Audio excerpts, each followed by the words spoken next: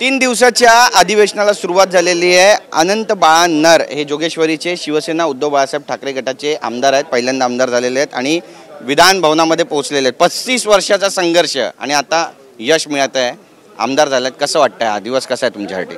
मला वाटतं एक सामाजिक कार्यकर्ता म्हणून शिवसैनिक म्हणून काम करत असताना गेल्या अनेक वर्ष हिंदू हृदय सम्राट शिवसेना प्रमुख माननीय बाळासाहेब ठाकरे यांच्या ध्येय धोरणानुसार काम करत असताना लोकांची सेवा करण्याची संधी मिळाली।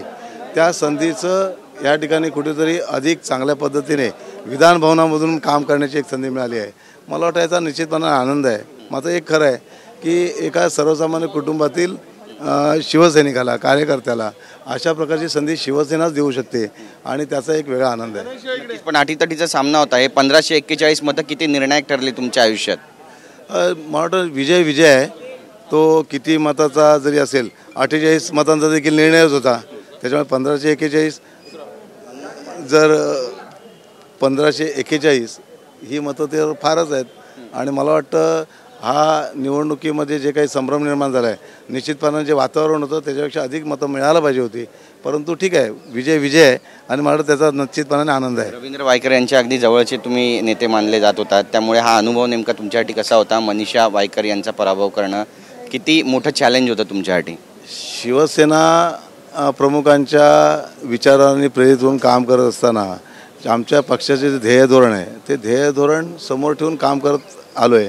मला वाटतं अगोदर ज्यांच्याबरोबर मी काम केलं ते शिवसेनेच्या ध्येय धोरणानुसार करत होते, त्याच्यामुळे आम्ही त्यांना साथ दिली आणि एवढे वर्ष त्यांच्याबरोबर राहिलो।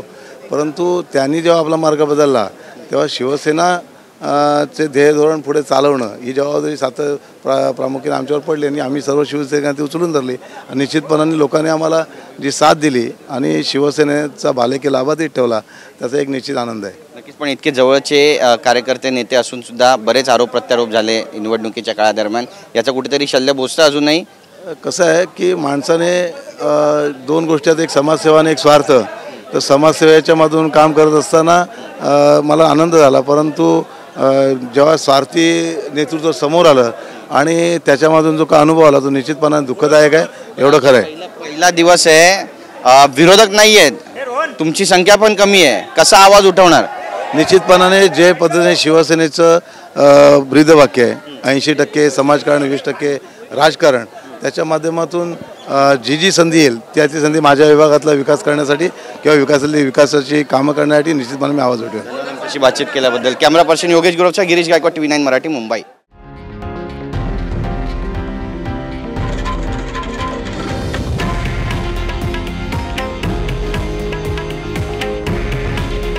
हे आहे देशातील नंबर 1 न्यूज नेटवर्क आणि आपण पाहत आहात TV9 मराठी।